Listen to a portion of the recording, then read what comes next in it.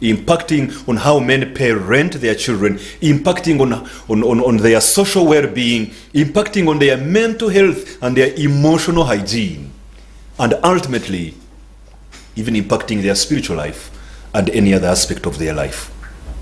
Today we want to talk about overcoming the chains of debt. And when we say overcoming the chains of debt, you already see we are starting this program today with a presupposition that debt can actually chain you. So if your husband is nearby, call him to come. If your son had moved out, invite him to return. And if your friend was just outside in the compound, let them know the Inspired Family Leader program has started. This program exists to equip, to challenge, and also encourage men to expand their family leadership capacity for national transformation. And to take us through this conversation together on this topic of overcoming the chains of debt is none other than a fellow father, a fellow husband, a fellow inspired leader, Mr. Martin Sabiiti, the CEO of Uganda Christian Lawyers Fraternity. My brother, you're welcome. Thank you very much. How have you been? Mr. Bakutana, for hosting me. Yeah, it's a pleasure to have you here. I have been well. The Lord has been good. No, wait. Yes. Truly. Yes. How have you been, Martin? I have been well.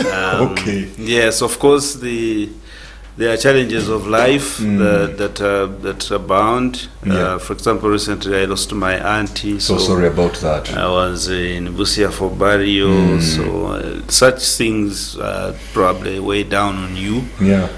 But otherwise, we are pushing on by God's grace. Being healthy, no sickness. Yes. No debt, no debt, no trouble. So focus of today. Yeah. So the Lord has been good. Yeah, it's good to have you here today, and I would like you to go right ahead, look into that camera, and introduce yourself further to our viewers and greet them. Good evening, dear viewers. My name is Martin Sabiiti. I am married. I'm a married man to Reverend Esther Sabiiti. We have 3 children, 2 girls and 1 boy. I am born again. That is something I consider to be very, very key and very important. As I have heard, I work with Uganda Christian Lawyers Fraternity as the CEO. So I am happy to be here this evening to discuss important matters that affect families. But I am also a gender champion, male gender champion, championing gender equality in this nation. So I'm glad to be here. Great. Yeah. Wonderful. It's nice to have you here, Martin. Thank you. So let's hit the road. Let's get onto the road. We hit the road running, like they say. Yes. We are talking about overcoming the chains of debt. Let's begin from the beginning, from the Genesis. Yes. Let's have a mutual understanding of debt. To you, what is debt? Debt is any money that you borrowed and has to be paid back. I love the simplicity. That is one aspect. Any money you borrowed that you have to pay to take back. But debt can also be anything you owe somebody. So it may not be financial. It may not be financial. You have heard this saying that a promise is a debt. Yes, a promise made is a debt. But of course, in the context of today, I think we really will focus more on money. But anything you owe other people is a debt. Including a sweet you promised your son in the morning. You say, don't mind, I will come with a sweet for you. Yes. That is a debt. That is a debt. There are people who promise to give others cows and they don't give them. There are people who go and pledge on weddings and they don't pay. Yes. So some debts, nobody may come to collect that debt, but definitely where you made a pledge and you didn't fulfill, that is definitely a debt. You've reminded me when you talked about that. This world can promise. Yes. You reminded me 26 years ago when I lost my father. Oh, on the burial day, Yes. people promise things. This man has been a good man to us. His children will not get out of school. We will pay fees for them. How many did?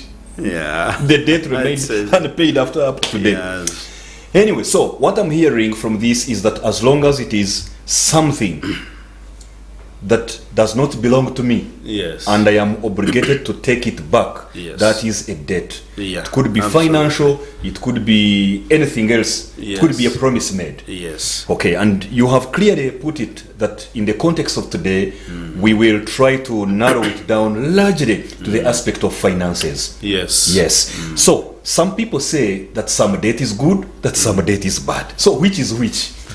Okay, so let's first talk about types of debts. There's secured debt and unsecured. So secured debt is if you may get money where you have put a collateral, and so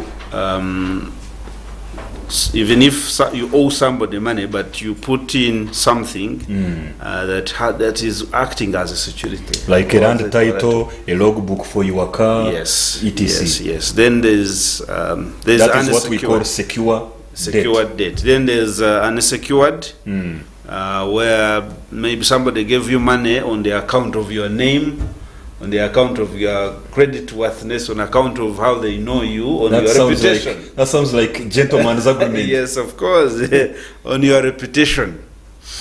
So good and bad debt. Good debt is generally debt incurred to invest or for business is regarded as good debt. If you borrow money, if you acquire money to invest or to do business, so if you find yourself in that situation, that is good debt. It's What makes it good? Because a debt is a debt. because you know that the money you received is being multiplied, is earning interest, is put into use, and that very money will be able to pay back that debt. That very money will get you out of that debt. So what is making it good, therefore, is the fact that it will pay itself, Exactly. and then also leave you with some money after you've paid that debt.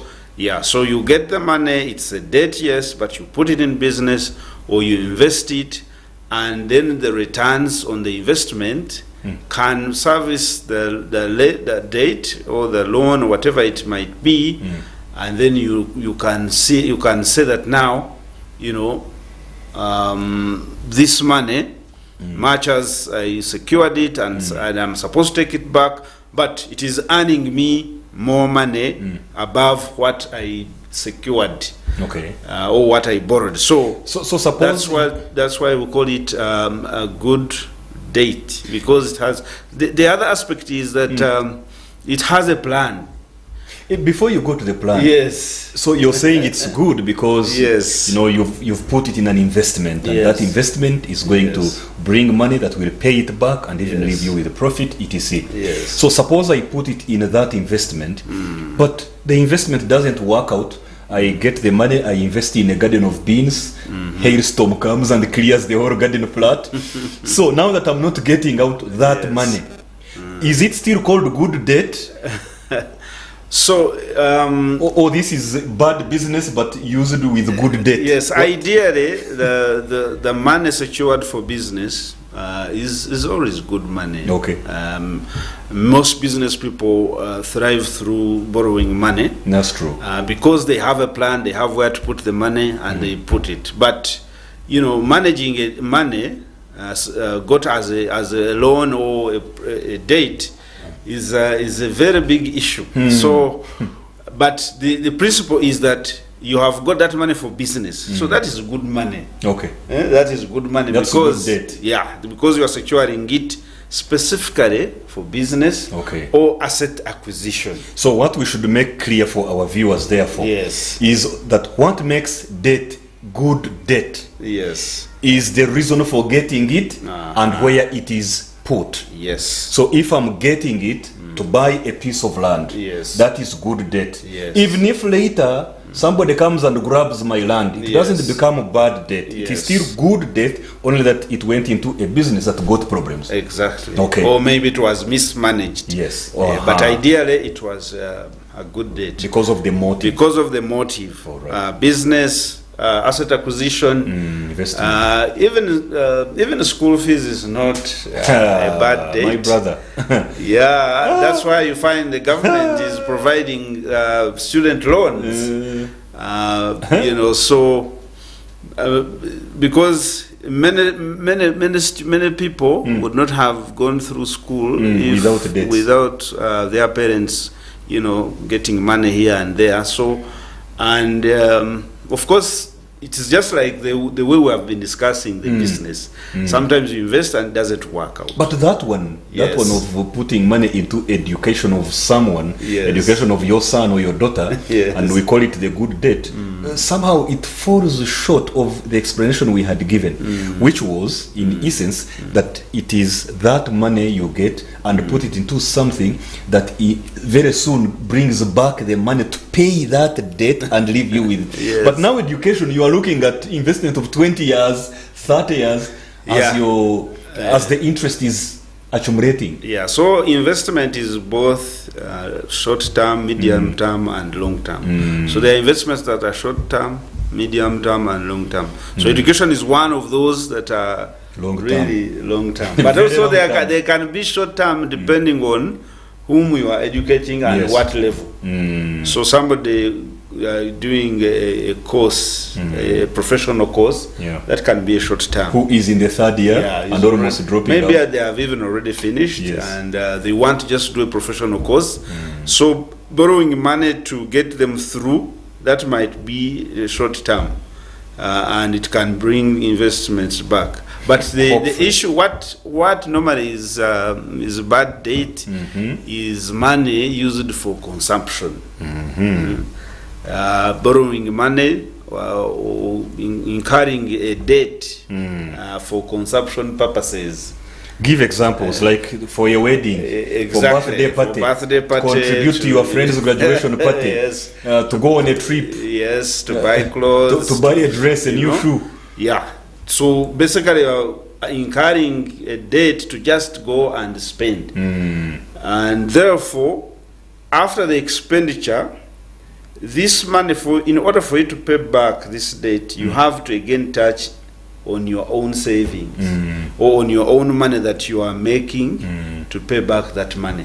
So the money you secured, it is not contributing to its servicing. Interestingly, some people have that bad debt, and because it's already bad and they must service the loan, they get into another bad debt to now service this one. And then the other one matures, then they also get another loan from somewhere else. So they are always digging a new pit to fill the old one. Of course, there are so many stories like that, especially when you attend many graduation parties. You hear such stories from parents. They borrow from here to pay school fees. But if you are borrowing to spend, to consume, and you are going that route, you are in trouble. I can assure you, you are in trouble. But if you are investing, especially in a long-term project like education, you may survive. You may survive at the end of the day, because and that also takes you to have some level of creditworthiness. For people to agree to give you money. This one gives you money, then you go to another one, they give you money, and another one, and another one. People must believe that you are a credible person. So, in brief, debt can be secured or unsecured. When it is secured, it's when you have put their security, collateral. It could be land, it could be whatever. And then if it is unsecured, it is where it's given to you based on your name, your reputation. Secondly, debt can be either good or bad. When it is a good debt, it is the one incurred for investment. It will bring back the money to pay the debt itself and even leave you with profit. And if it is a bad debt, it is the one that you have incurred just to consume. Yes. And you would have to touch somewhere else to pay it. Yes. Good. Now, let's get specifically to the men that are watching and their friends that are with them. Why do most men get into bad debt? Now we've understood the good debt and we have understood the bad debt. Yeah. I find that very many men get into bad debt. Why do you think this often happens? Men are famed as providers. And therefore, there is a lot of pressure for them to provide for their families. And sometimes they find themselves in a position where they cannot match the demands of providing for a family.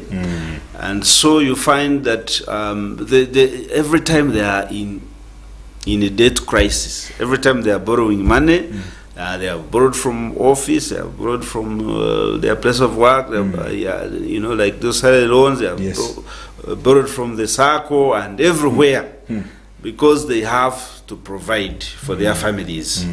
And sometimes the demands of the family may not match the salaries or the income that they are earning at a particular time. Yes. So you find that they have to provide as a parent.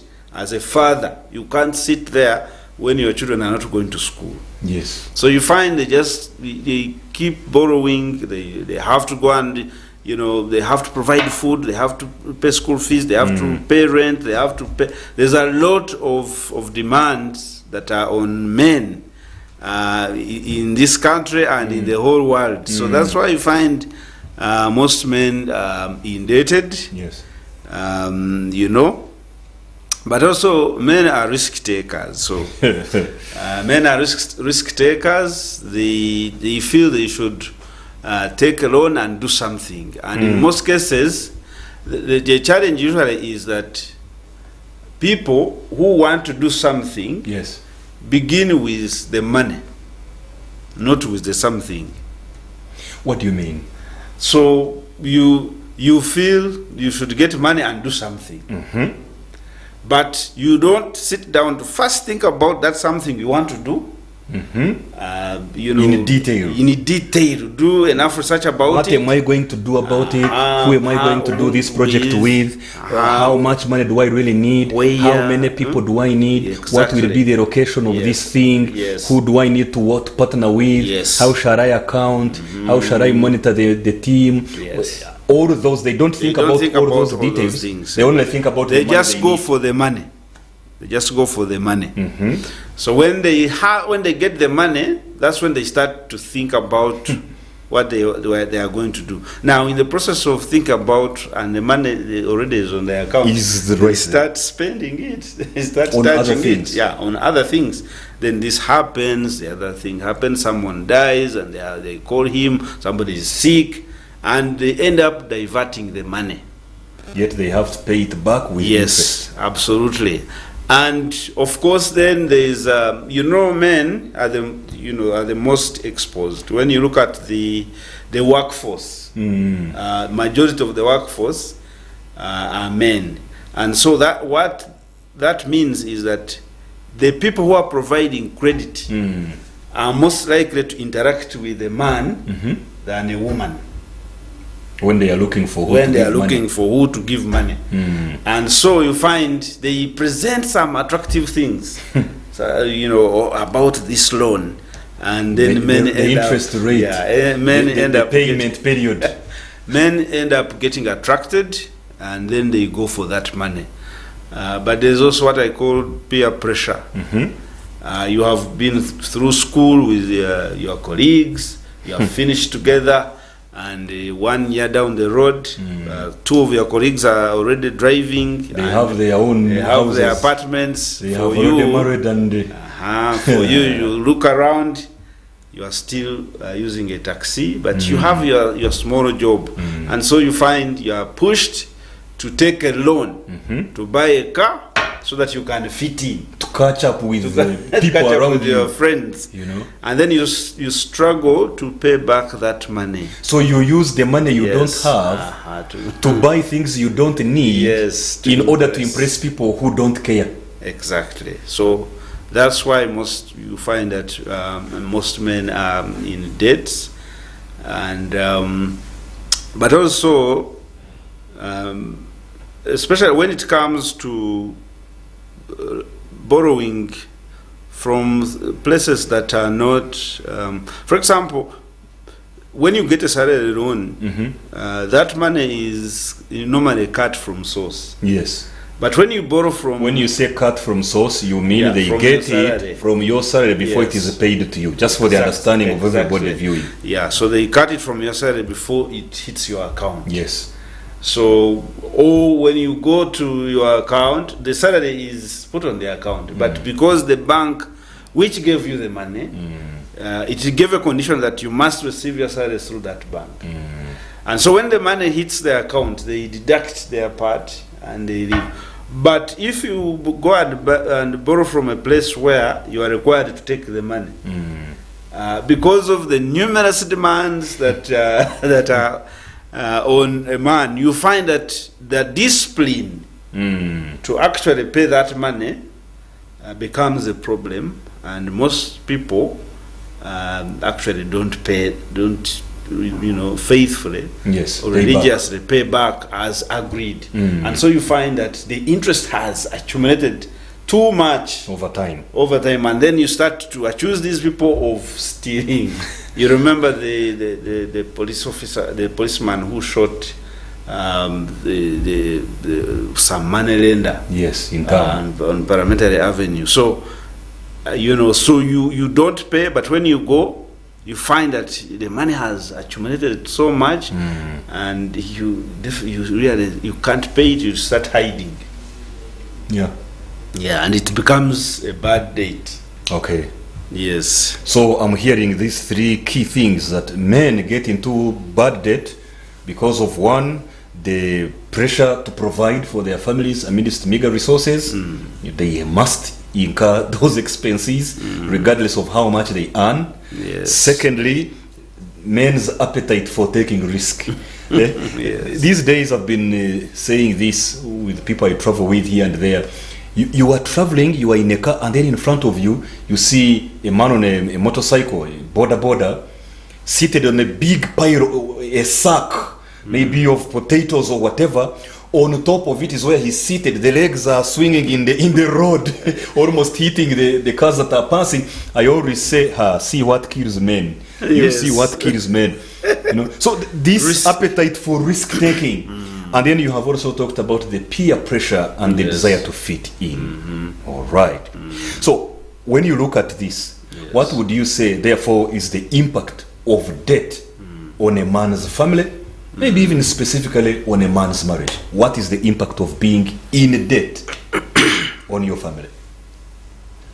Number one, it will lead to loss of assets. So many families, so many people have lost property because of either spouse and mostly men, husbands have mortgaged some of the family property in order to acquire some money. And even sometimes that money, they have not agreed upon it with their wives. They didn't talk about it and agree, let's go and get this loan. Exactly. It was done, most loans gotten in families are not normally talked about. The conversation comes after something has gone wrong. When they are about to take the house that was set as collateral. I used to work as a debt collector. I remember those days. Yeah, so we were collecting from this particular lady, and so we traded her because she was not paying until we located her home. And then we entered the house. You're the guys that are causing us trouble. And the husband was around. Yes. And then the husband was shocked. He was not aware that his wife had acquired a loan, and now people were chasing after her. So, like, how big was it? How big or small? If you remember. Well, it wasn't. She had paid some, but at that time we were collecting about 5 million. Okay. And the husband, out of embarrassment, just paid the money. Got it and paid. Yeah. But in a situation where somebody has mortgaged a family property and acquires a loan, and then the money doesn't actually work out to service that loan, they lose the property, they lose the assets. The assets you have already acquired, so the family ends up losing property. There are families that have been evicted out of their houses. But also a loan makes finances limited for the family to be provided for. You know, it limits the resources available for the family to survive or to live. Yes. So because you have a debt you are servicing, so your income is 1 million. Yes. The debtor, or the creditor, or the person who is demanding you is taking 500,000. So you're remaining with 500,000. So the provision that you would make for your family at 1 million will reduce. So certain things you will not be able to actually have them. So because of that, you will have conflicts in your marriage. There will definitely be conflicts in your marriage. People will find out, your spouse will find out that actually you are indebted. Yeah. And there will be a quarrel because when you are taking a loan, you do not tell them. And sometimes we have also seen where the wives contest the loan collaterals, especially where property is involved, and they say we were not informed, so you cannot take this land. And now the man has no other option where to get the money to pay, and so the man can actually go on a run because so it can even lead to divorce. In some extreme cases, the family can scatter. Yes, because of a debt, family can scatter. Because the conflict will come, they will fight, the man will quarrel, say, I work for these things. So you have to be very careful. Okay. It can lead to poverty.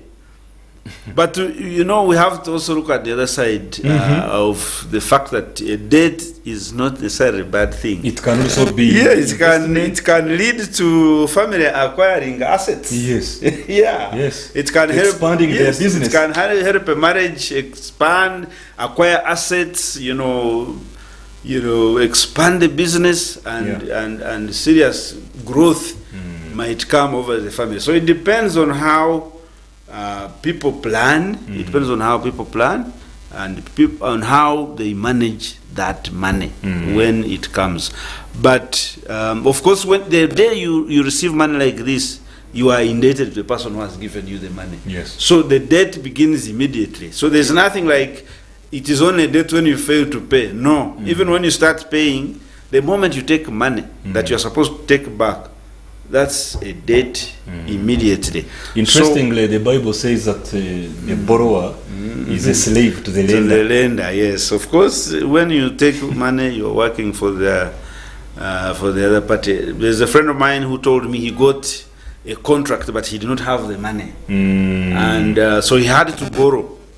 But because he needed the money very quickly in order for him to begin implementing the project, this person gave him at a very high interest rate. Yeah, he saw that he was desperate. Exactly. And the guy told me, I did that contract, but I tell you the truth, I was working for that guy. Who gave you the money? Who gave me the money. Yes. So it is true. If a debt is not acquired with the caution, in most cases you end up working for in general terms, when you are indebted to someone, is your master. I hear you. Wow. This is serious. So if it's bad debt, it can lead to loss of assets, to limitations on the availability of the resources for family welfare. Yes. It can cause marital conflicts, it can increase stress in the home, it can cause divorce and separation and scattering of the family. But if it is used well, it can actually cause acquisition of assets, expansion of business, growth of entrepreneurial ventures in the home, and so on and so forth. It can lead to a family business enterprise. I remember getting a debt some years ago, which I needed to put in acquiring a professional accreditation very, very urgently. and I got that money, put it into that, immediately acquired that, and it was just within a few months when I started to get many more businesses because of that professional accreditation I had just gotten, and it paid the money back very quickly in bigger quantities, so to speak. Yeah. And that reminds me that one of the commonest pieces of advice that we are often given as far as producing wealth, expanding your financial means, is something called OPM. Not Office of the Prime Minister, but other people's money. OPM, other people's money.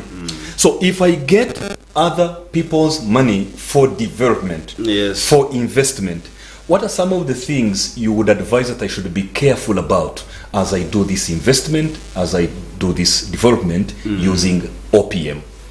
Okay, so number one, you have to know that this is not your money. Remember, it's not yours. Always remember that this is not your money.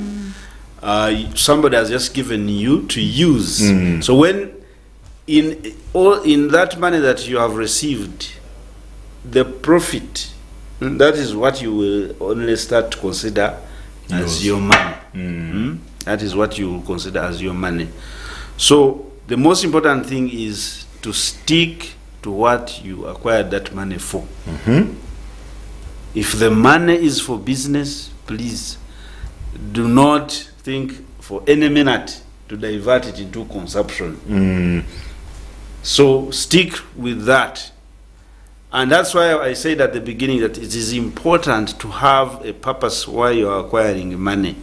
That don't acquire the money because you heard that there is money available. Exactly. The other people are giving a lot of money. Money is available. Money is available, and the interest is very low. You know, and then you go and get it when you don't have a plan. So before you go for money, have a plan. And when you get the money, and you know that this is not my money, please stick to the plan. And beginning, do not hoard the money. Do not hoard the money. Do not keep the money on the account. Make sure that money goes to implement the activity for which you acquired it as soon as possible. As soon as possible, because when you hoard it, the temptations will come, and you will end up touching that money and using it for other things. That's when you will remember you've taken long without going for a vacation. Exactly. So try as much as possible to get that money out of your account, to put it into action. Let that money go and work. Don't keep that money. Stick to the plan.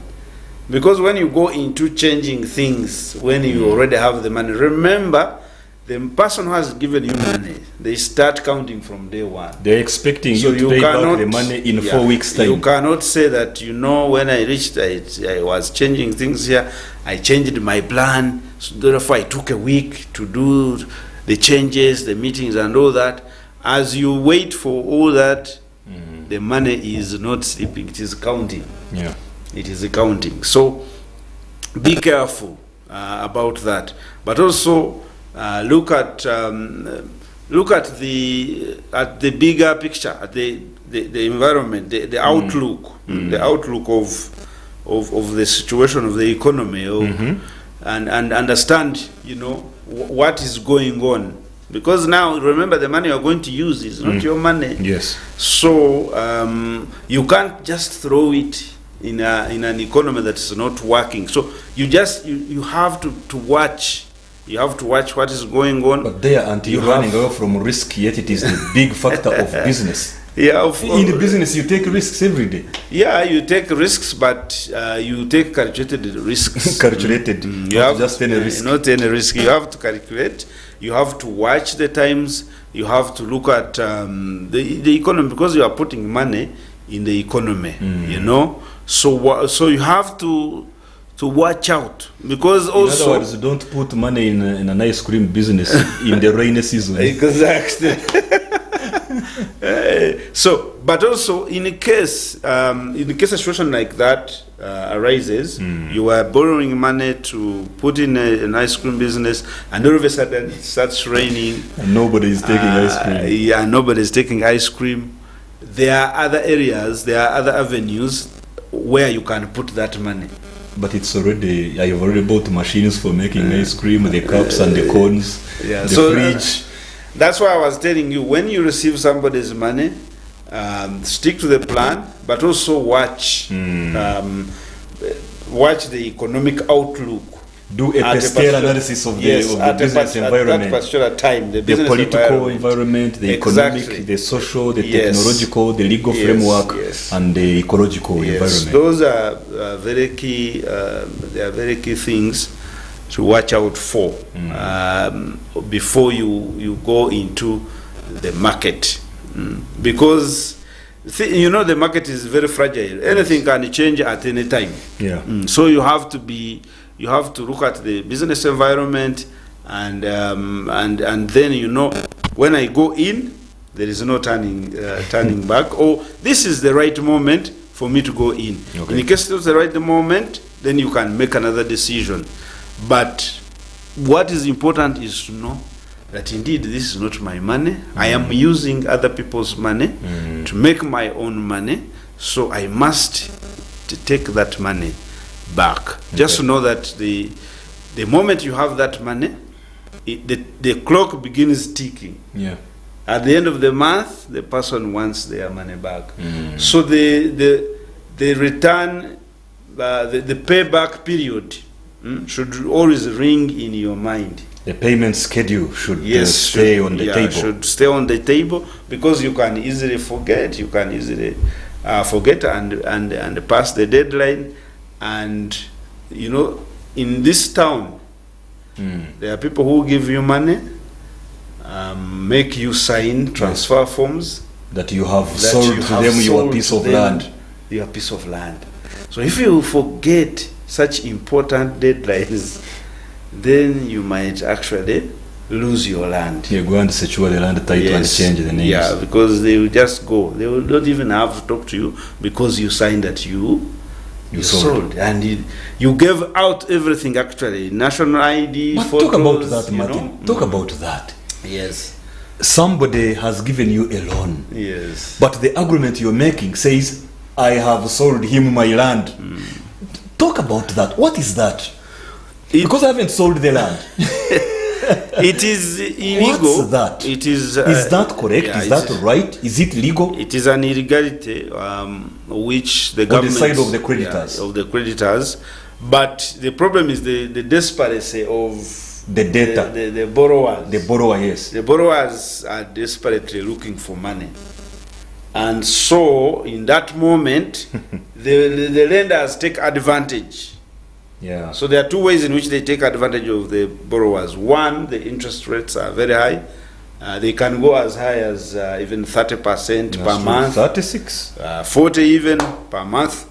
Then they also make you sign some crazy things like that, where you sign off your property as in a way that you have sold. And even some men don't even read through what you're signing. Because as long as they see money on the table. They see money on the table. They just bring the things and say, sign here. Yes. Then you sign without even reading to know what it is you're signing. Absolutely. One time I went to the bank.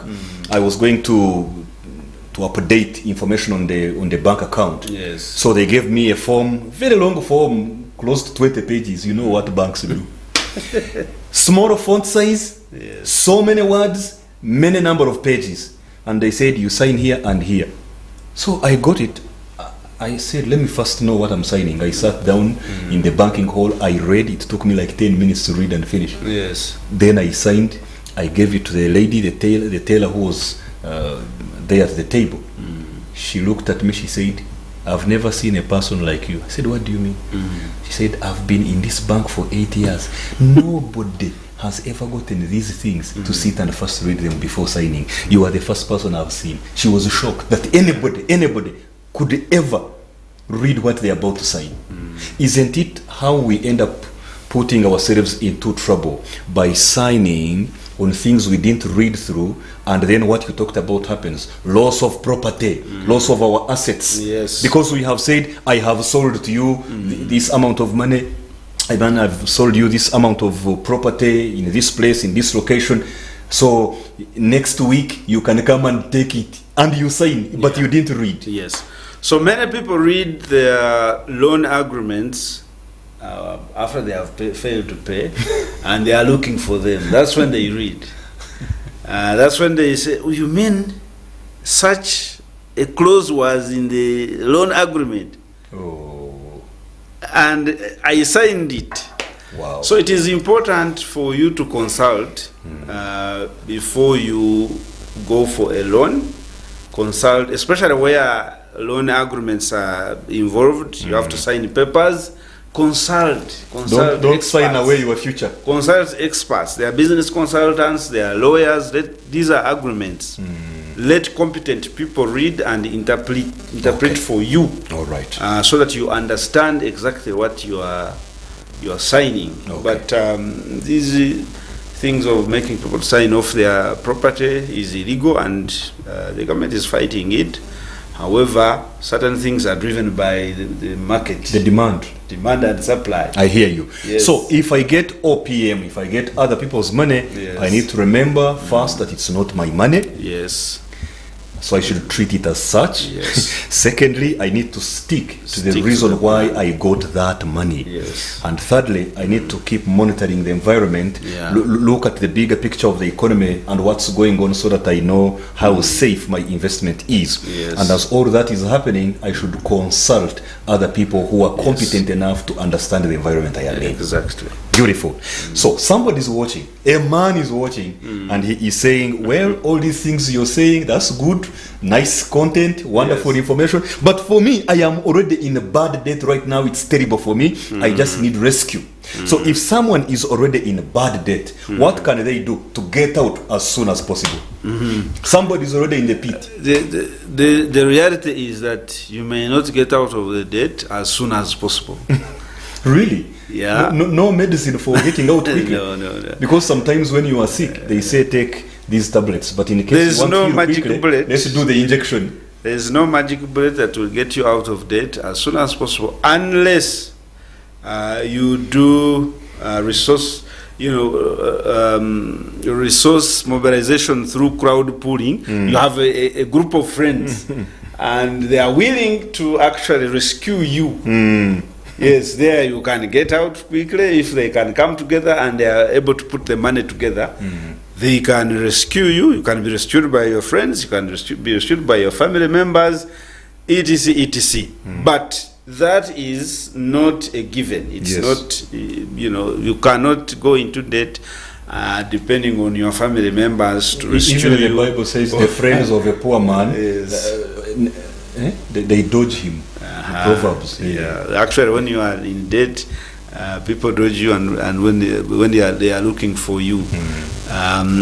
But what is important is negotiate with the people who are demanding money from you. Talk to them. Don't hide from them. Go and negotiate. Have negotiation skills. Go and negotiate. Negotiate down some of the requirements.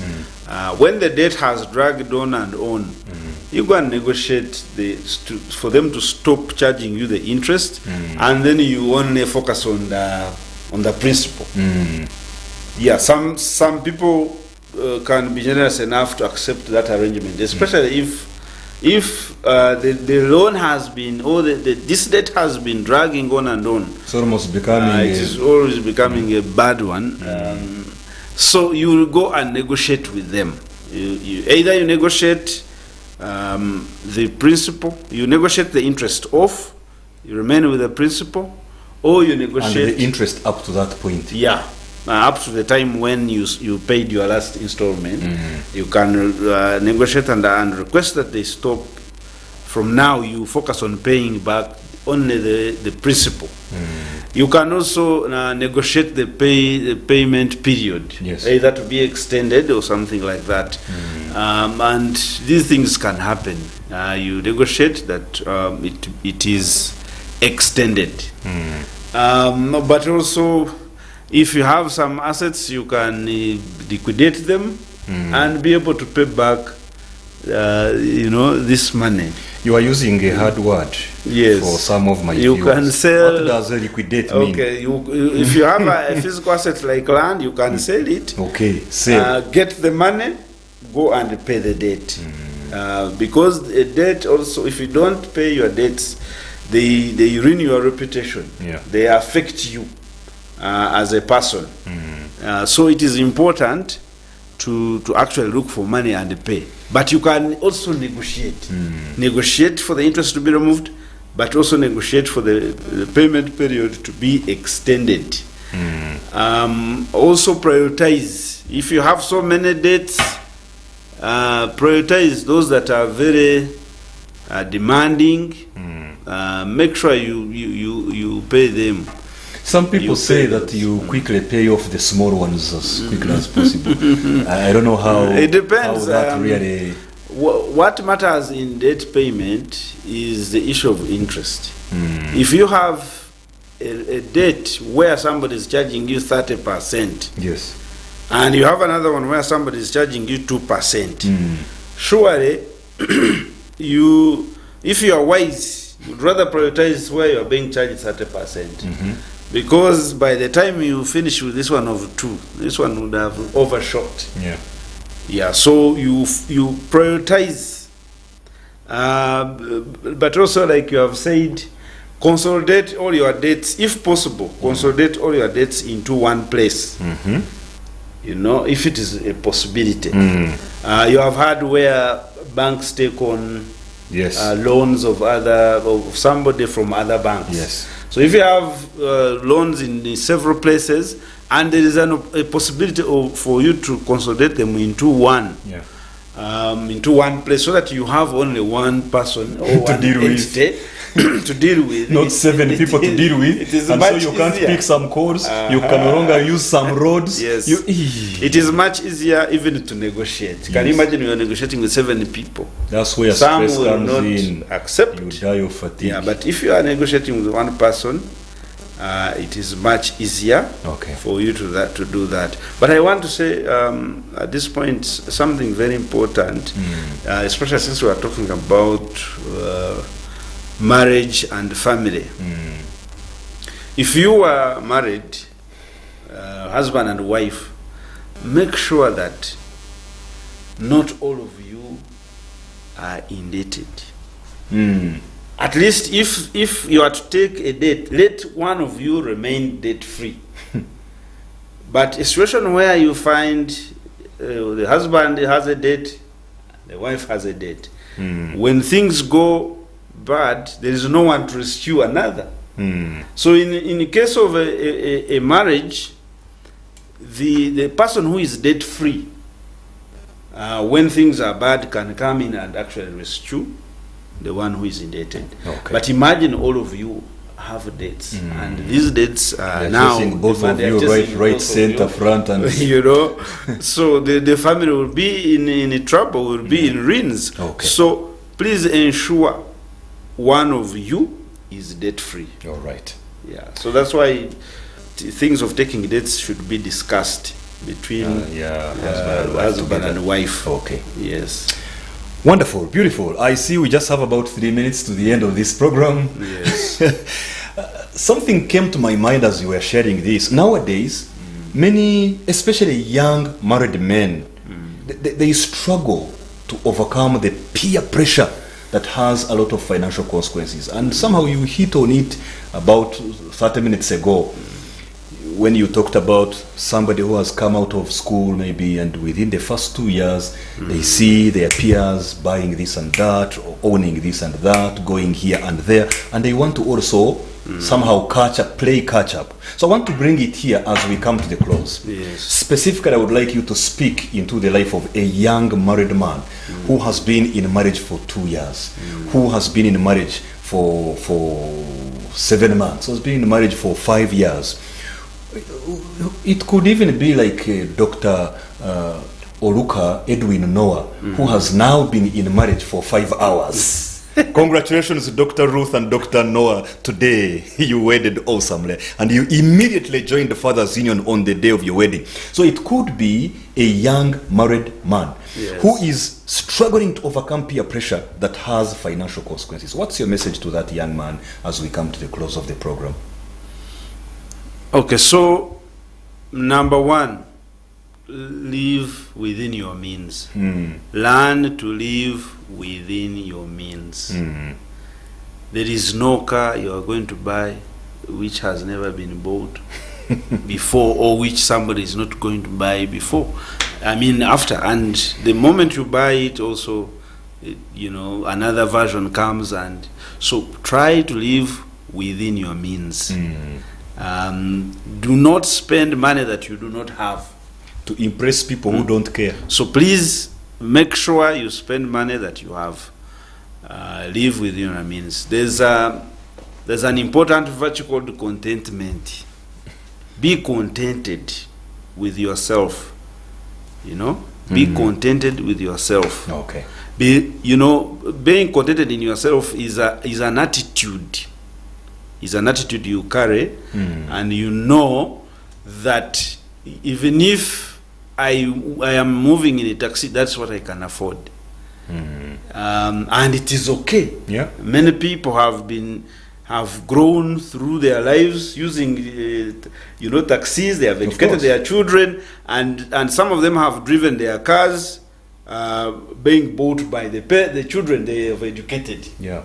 Others even park their cars at home and take a taxi. Yes, so it's a choice. So learn to know that it is okay for someone to see me in a taxi. It is okay for someone to see me on a border. If I am an accountant in the Bank of Uganda and I am in a taxi, the moment that it doesn't mean when I enter a taxi, I cease to be that person. I see. So just know that the kind of money or car or whatever you are moving in, or whatever you have in your pocket or on your bank account, does not really change much of who you are. Say your final words in less than a minute, Martin. Yeah. So, friends, it is important for you to live a quality life, and as a Christian man, learn that God is our provider.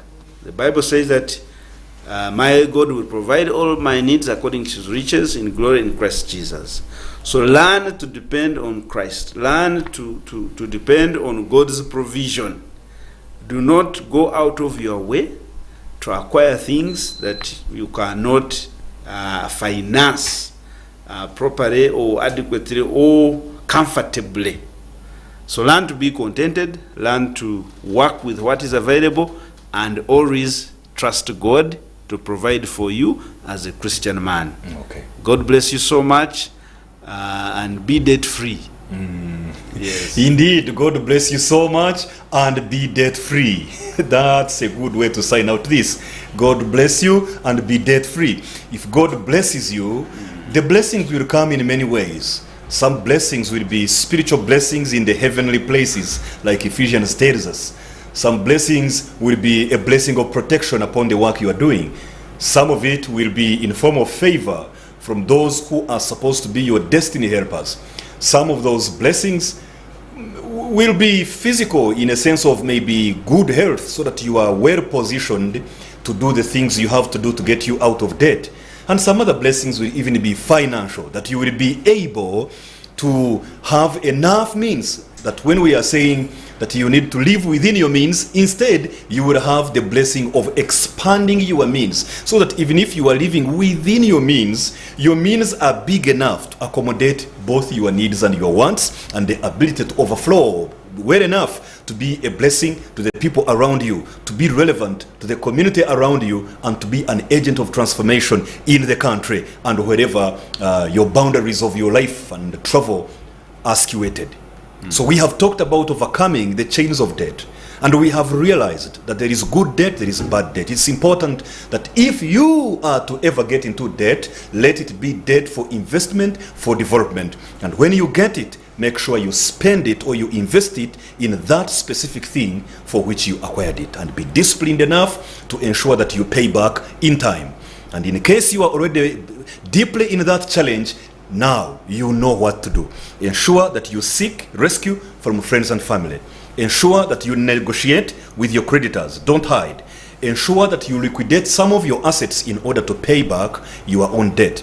Also, Make sure you prioritize your debts according to the interest rates and the payment periods and so on and so forth, without forgetting to consolidate all your debts in one place in case you have them in different places. And let one of you really be debt-free as a couple so that he or she can be able to rescue the other. At the end of the day, learn to live within your means as you continue expanding the size of your needs. This has been the Inspired Family Leader Program with Samuel A. Bakutana, your host. Until next time, live exemplarily, love authentically, and lead relationally. Congratulations, Dr. Edwin and Dr. Ruth Oruka, upon your wedding today, and welcome into the Fathers Union. God bless you all.